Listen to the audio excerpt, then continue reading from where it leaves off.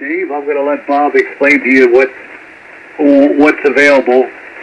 I don't know whether you're able to run the program, the remote control program for SPE.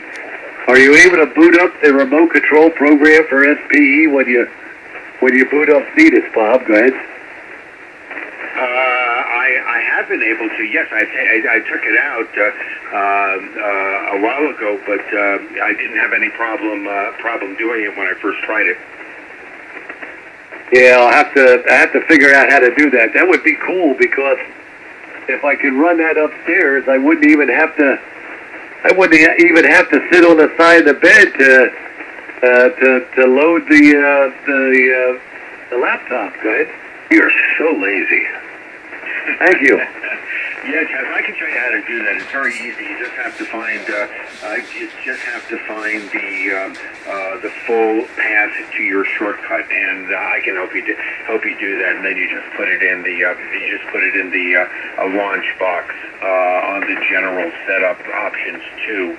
So I can help you do that. It really is very, very easy to do. So we can talk about that as well. And let me say hi to Pete, and then I'll just very quickly tell Dave what's going on. Hey, Pete, you sounded good. Very good evening. I presume you were watching more television tonight. W4JPD, KC4VO. Yeah, double feature. Postcards from the Edge. Shirley MacLaine. And the second one was Witness. Two great old movies. And like we've talked many times, having seen them years ago, you think you knew them, but the second time through, or perhaps in this case the third time through for Witness, you always pick up something new. Anyway, go ahead and give Dave his information. Go ahead, Bob. Oh, okay, Pete. I did like Witness. I haven't seen that in years and years and years. I'm going to have to watch that again just to make sure we're talking about the same one. That's with Mr. Indiana Jones and in Amish country. Is that the one? Yep, that's right. Kelly McGillis. Yes. Okay, very good. And right, I'm gonna have to watch that again. I remember enjoying that the first time that I saw it.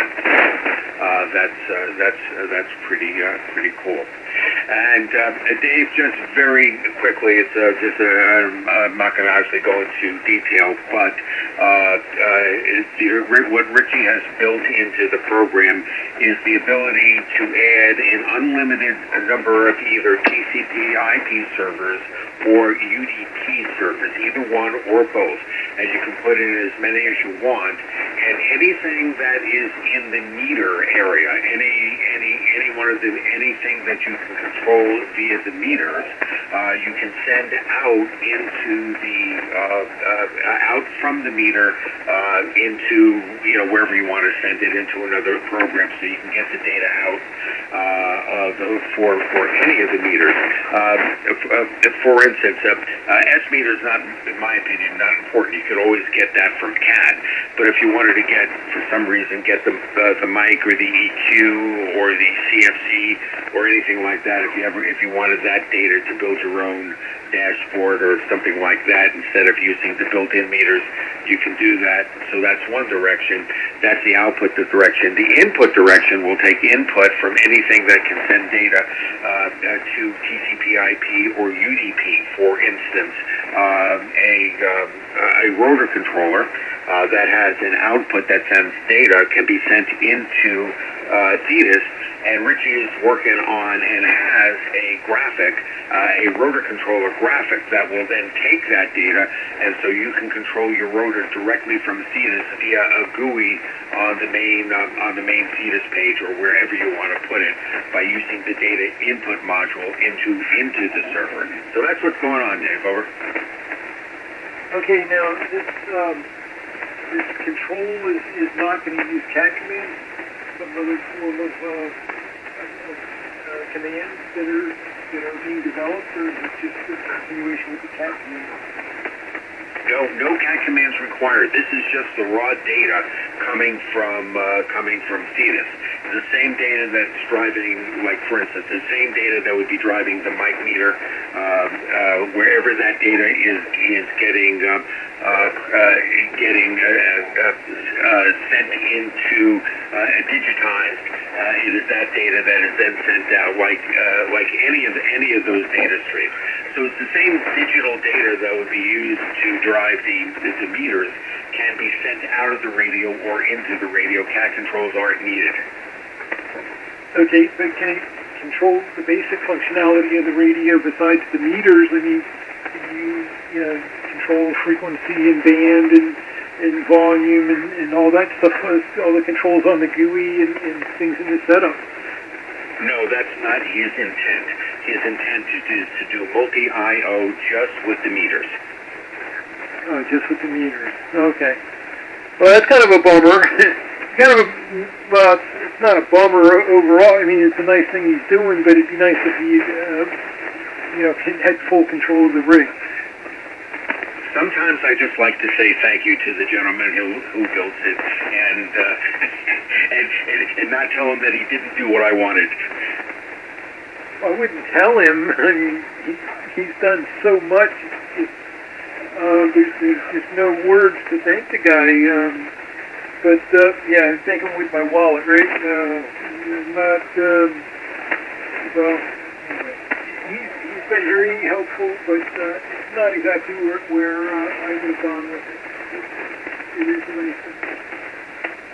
Well, of course, you're free to do development. Why don't you do that development? Because that would be a great idea, because you can get into Thetis. So if you could pass that into digital version of that information out, I would love to have that. Well, I have to bow down to this guy because he is much more capable than I am. I have to admit, I probably won't do it because I can't. I don't have that much ability. And, yeah, if I could, I probably would. Yeah, I wish I could too.